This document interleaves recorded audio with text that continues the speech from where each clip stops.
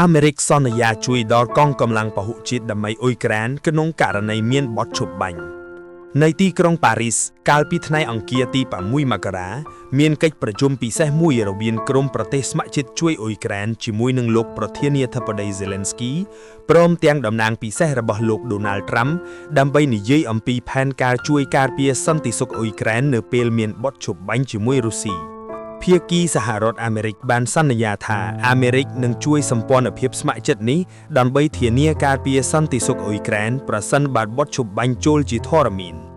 ប្រមុខរដ្ឋាភិបាលប្រទេសចំនួន35ដែលស្ថិតនៅក្នុងសម្ព័ន្ធភាពប្រទេសស្ម័គ្រចិត្តជួយអ៊ុយក្រែនបានមកជួបប្រជុំគ្នានៅវិមានប្រធានាធិបតីបារាំងទីក្រុងប៉ារីសរសៀលថ្ងៃអង្គារទី6 មករាជាមួយលោក Zelensky ដើម្បីនិយាយលម្អិតទាក់ទិននឹងការធានាការពារសន្តិសុខអ៊ុយក្រែន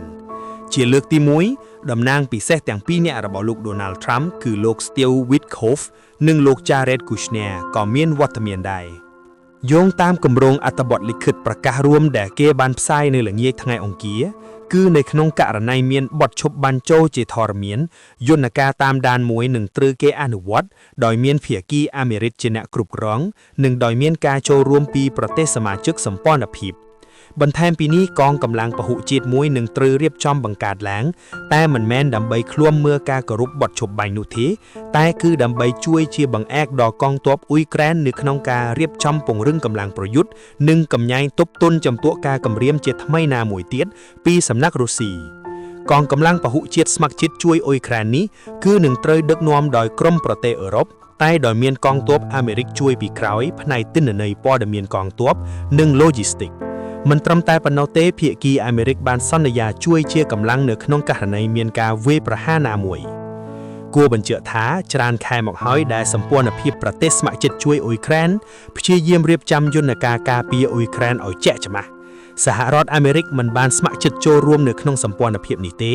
តែវត្តមានជួយទប់ពីក្រោយរបស់អាមេរិកនិងក្នុងវិស័យផ្ដល់ទិន្នន័យព័ត៌មានកងទ័ពមានសារៈសំខាន់ណាស់សម្រាប់កងកម្លាំងពហុជាតិនេះតែយ៉ាងណាក៏ដោយលោកនាយករដ្ឋមន្ត្រីប៉ូឡូញ Donald Tusk បានលើកឡើងថាអត្ថបទសេចក្តីថ្លែងការណ៍រួមនៅថ្ងៃទី6 មករា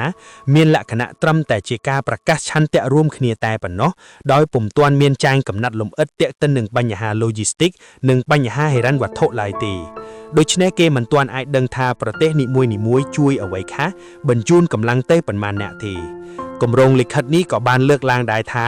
អំពីការសន្យាជាលិខិតអក្សរថាប្រទេសហត្ថលេខីមានកាតព្វកិច្ចត្រូវតែជួយការពារសន្តិសុខអ៊ុយក្រែនក្នុងករណីរុស្ស៊ីឈ្លានពានសារជាថ្មី